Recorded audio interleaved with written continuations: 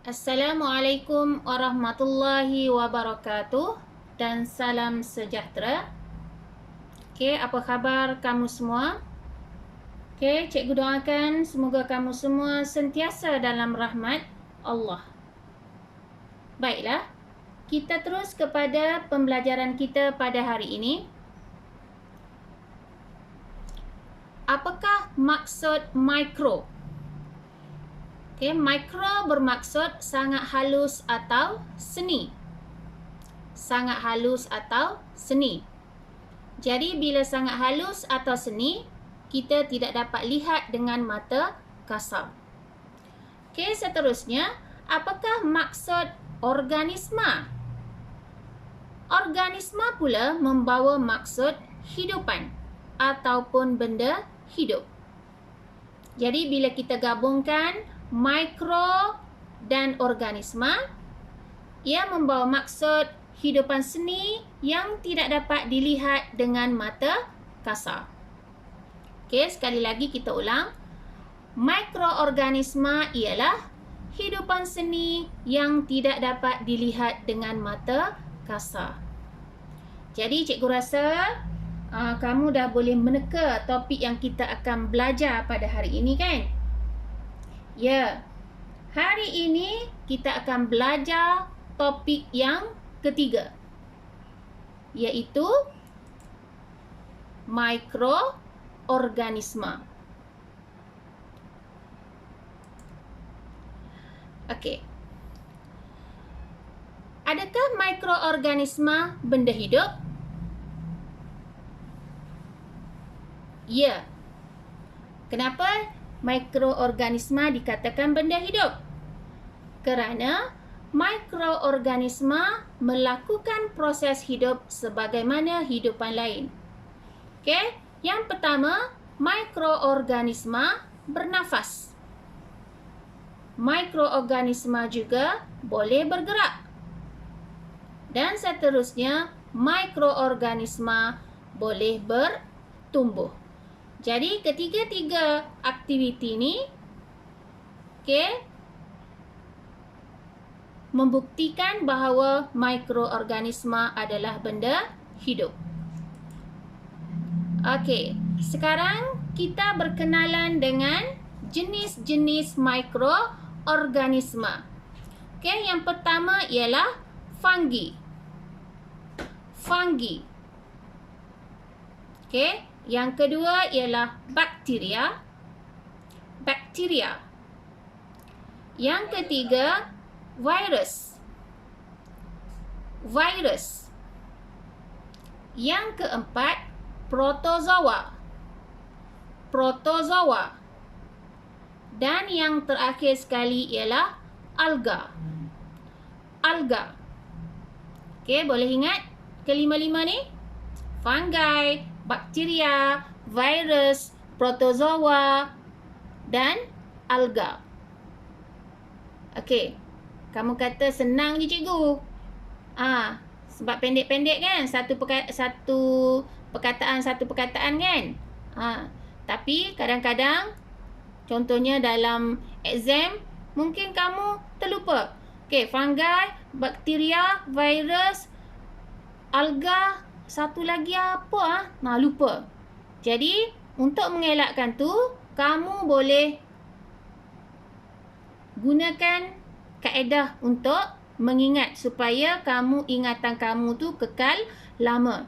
Jadi, apa yang cikgu buat ialah cikgu guna Fizo balik Vietnam pandu Alza. Okey, Fizo F. Fizo ni nama orang. Okey, bermula dengan F. F tu ialah untuk fungi. Okey, balik B. B ialah bakteria. Vietnam. V. V ialah virus. Pandu. P untuk protozoa. Dan Alza. Kereta Alza. Alza, alga. Jadi, Fizo balik Vietnam pandu Alza. Jadi kalau kamu ada kaedah lain, boleh guna, tak ada masalah. Okey. Pastikan kamu boleh ingat. Okey, seterusnya.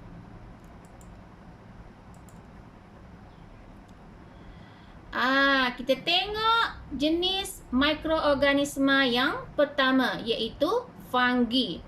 Okey, ada juga sebut fungi. Tak kisahlah mana-mana pun. Okey, fungi. Fungi, ini contoh-contoh dia. Yang ni adalah yeast. Mungkin ada di kalangan kamu ni dah biasa dengan yeast. Okey, biasa kalau mak suka buat roti, akan masukkan ni lah, yeast. Okey, sebab kalau tak masuk yeast, roti akan jadi keras, tak mengembang.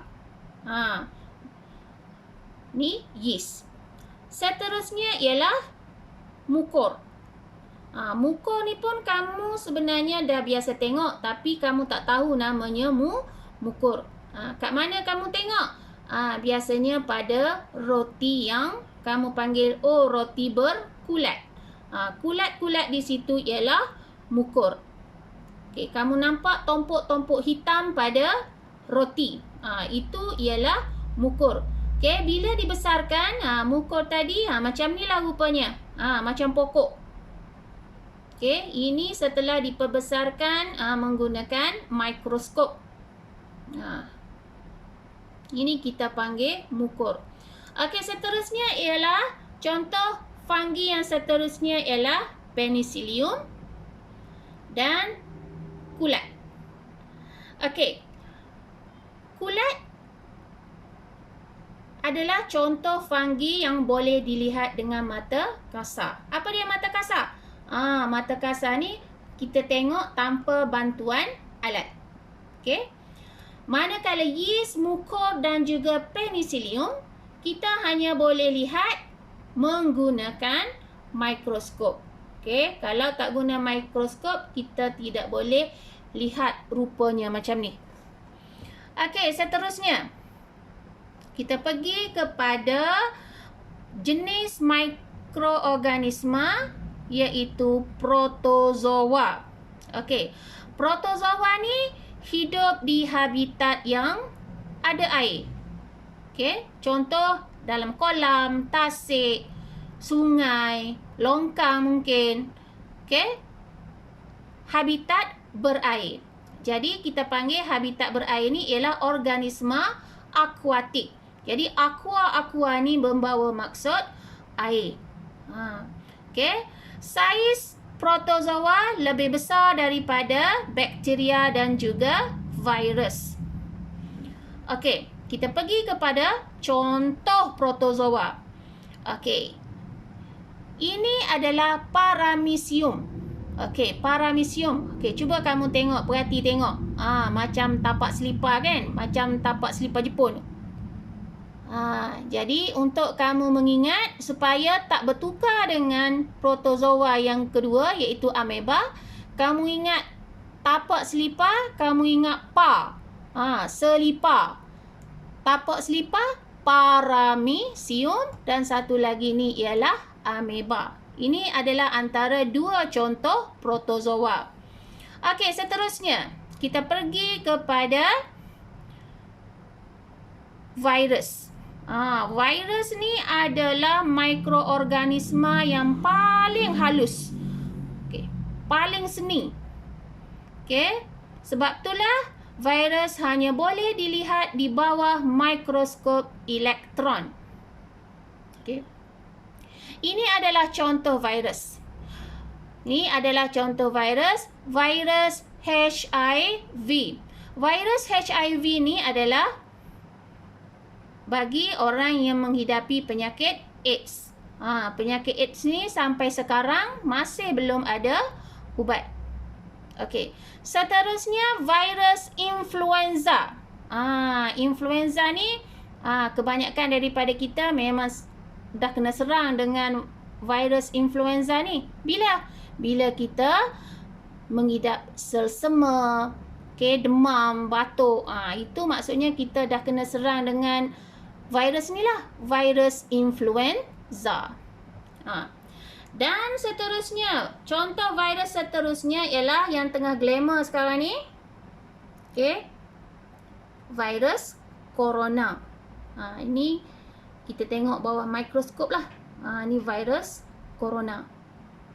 Okey, kita panggil dia coronavirus. Okey, yang sebelah ni bukan virus corona ni. Ini adalah corona matahari. Sebab ada dikatakan kenapa virus ni nama corona bersempena dengan corona matahari. Yang mana corona matahari? Ni yang terang ni. Yang nampak cerah ini adalah kita panggil corona. Yang hitam ni apa? Yang hitam ni ialah bulan. Bulan melindungi bumi daripada terkena cahaya matahari. Ini fenomena ni berlaku semasa gerhana matahari. So masa ni lah kita boleh tengok corona matahari ni. Kalau bukan masa gerhana, tak boleh tengok sebab cahaya matahari terlalu terang. Okey, ini dikatakan bahawa coronavirus ni bersempena dengan corona matahari bila dilihat di bawah mikroskop. Okey, kita seterusnya kita pergi kepada bakteria. Okey, bakteria ni terdapat dalam pelbagai persekitaran. Bakteria juga wujud dalam pelbagai bentuk, saiz dan juga warna. Okey, cuba kita tengok contoh bakteria yang pertama, Bacillus. Ini yang bentuk rod ni ialah Bacillus. Kamu pernah dengar Lactobacillus? Pernah tengok TV kan? Ada iklan yang dari Jepun tu. Okey, iklan Yakult. Lactobacillus. Dia ada sebut tentang Lactobacillus. Okey. Seterusnya ialah Streptococcus. Coccus ni yang bulat-bulat ni. Ini ialah bakteria Streptococcus. Okey, seterusnya ialah bakteria Escherichia coli. Ni nama panjang dia. Nama pendeknya ialah E. coli. Okey, sebut betul-betul. Jadi benda lain pula, maksud lain. Okey, seterusnya ialah bakteria Salmonella. Ni pun glamour juga ni. Okey, nanti kita akan belajar nanti tentang bakteria Salmonella. Dia menyebabkan apa? Okey, seterusnya kita pergi kepada mikroorganisma. Seterusnya ialah alga. Okey, alga bersifat tumbuhan. Kenapa kita kata alga bersifat tumbuhan? Sebab alga mempunyai klorofil. Klorofil ni apa? Kamu dah belajar sebelum ni. Klorofil ni penting. Okey, klorofil ni apa? Klorofil ialah pigmen yang berwarna hijau. Okey. Biasa kepada tumbuhan yang warna hijau apa? Pada daun. Pigmen hijau pada daun tu ialah klorofil. Jadi bila ada klorofil, membolehkan alga melakukan proses fotosintesis. Masih ingat fotosintesis? Okey, dah belajar masa kamu darjah berapa ni? Fotosintesis. Tapi kebanyakan bila cikgu soal dalam kelas, selalu lupa. Walaupun dah belajar sebelum-sebelum ni. Ingat balik, fotosintesis ialah proses tumbuhan membuat makanan sendiri. Jadi, tumbuhan nak buat makanan sendiri, dia mesti ada klorofil. Okey. Okey, contoh alga. Kita tengok. Pertama namanya ialah phytoplankton. Siapa pernah tengok SpongeBob? Tahulah plankton ni. Okey, seterusnya ialah Spirogyra. Ini adalah contoh alga. Okey, ada banyak lagi contoh alga yang lain. Okey, seterusnya. Ini cikgu ada selitkan mikroskop. Dua jenis mikroskop. Okey, satu ialah mikroskop cahaya. Okey. Sebenarnya mikroskop cahaya ni pun ada banyak jenis. Okey, mikroskop cahaya ni kita guna untuk tengok fungi, protozoa, bakteria, alga. Okey. Manakala mikroskop elektron tadi yang kita sebut tadi, okey, apa yang kita kena tengok melalui mikroskop elektron? Virus kan? Virus kita kena tengok menggunakan mikroskop elektron. Kalau guna yang ni tak nampak. Okey, tak dapat hasil, tak dapat kesan dia. Okey, jadi beza kan? Pernah tengok tak mikroskop elektron? Okey. Pernah tengok mana-mana? Ke ada kat rumah awak? Tak ada kan? Harganya kalau kita tengok dari segi harga, harganya dikatakan mencecah jutaan ringgit. Okey, walaupun ibu ayah kamu mungkin mampu membeli, tetapi sebenarnya kita tak ada kepentingan untuk memiliki mikroskop elektron ni. Okey, beli terbiar je kat rumah buat apa kan?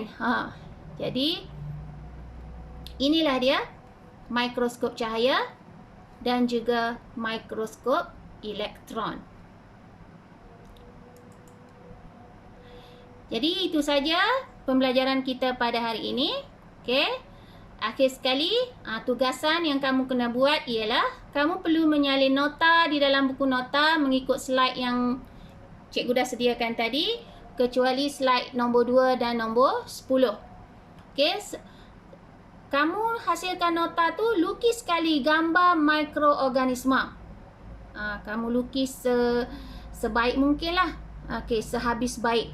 Okey, walaupun kamu mungkin bukan pelukis yang hebat, tapi cuba lukis untuk dapatkan hasil yang terbaik. Okey, jadi hantar tugasan kamu yang lengkap dan kemas kepada guru masing-masing. Okey, itu saja. Okey, sehingga bertemu lagi pada pembelajaran yang akan datang, insya-Allah. Assalamualaikum warahmatullahi wabarakatuh.